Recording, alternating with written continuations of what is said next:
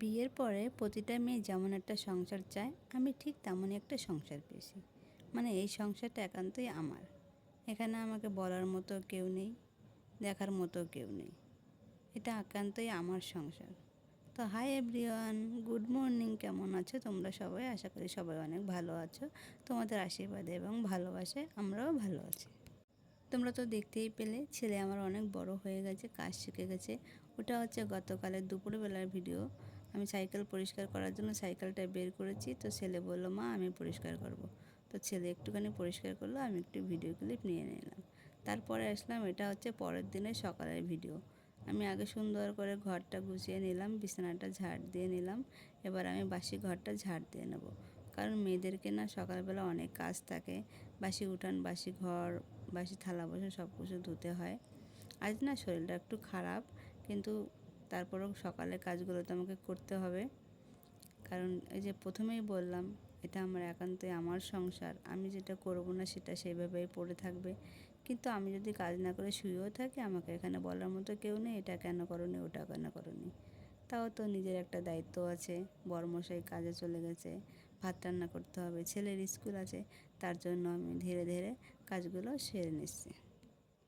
সংসারের লোক থাকলে যেমন সুবিধাও আছে, ঠিক তেমনি অসুবিধাও রয়েছে। এই যে যেমন আমার আজকে শরীর খারাপ, কিন্তু আমাকে একটা কাজ করে দেওয়ার মতো কেউ নেই।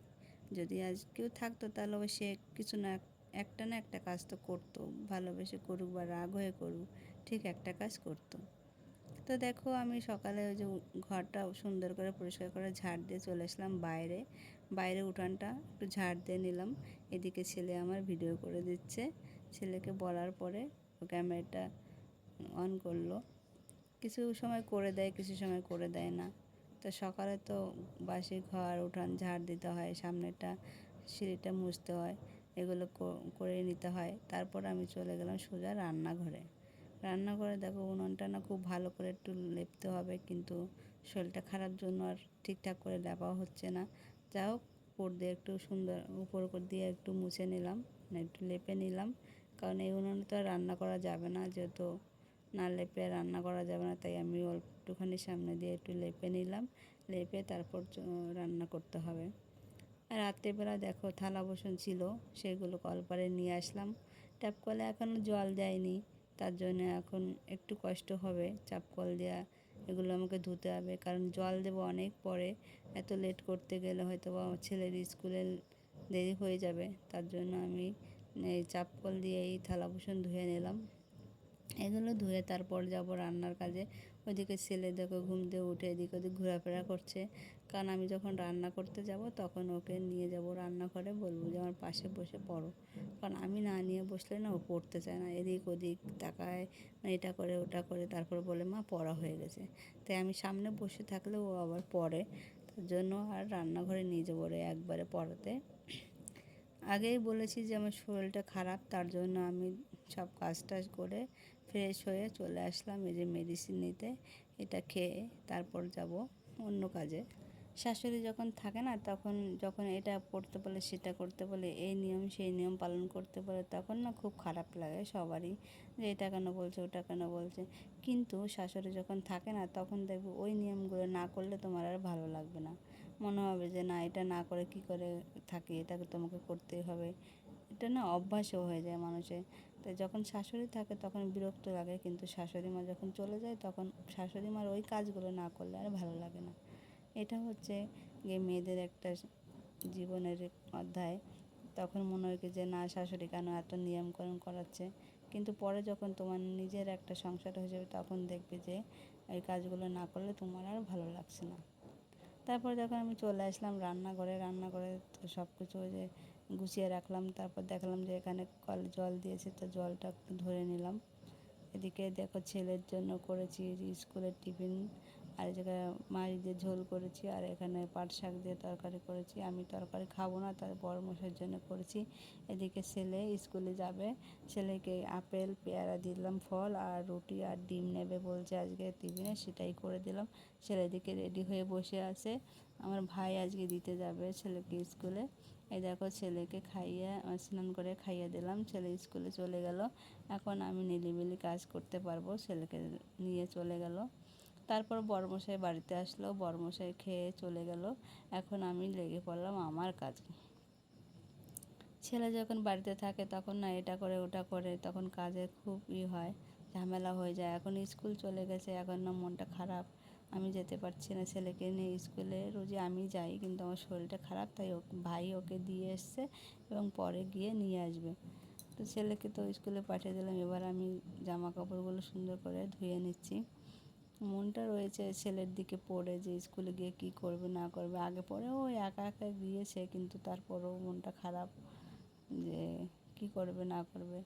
তো আমি জামা কাপড় ধুয়ে চলে আসলাম ঘরে, ঘরটা এখন মুছে নেব। ঘরটার মুছে তারপর যাব স্নান ধান করবো। তো আগে ঘরটা তো মুছে নিই, তারপর যাই অন্য কাজে। তারপর দেখো আমি স্নান করে পুজো দিয়ে নিয়েছি ঠাকুরকে, এখানে পুজো টুজো দিয়ে এখন আমি ভাত খাইনি, তবে ভাত খাবো। সকালে একটু খেয়েছিলাম মুড়ি, তোমরা দেখলে আগের দিনে পায়েস করেছিলাম, সেটা মুড়ি দিয়ে ছেলে আর আমি একটু খেয়ে নিয়েছিলাম।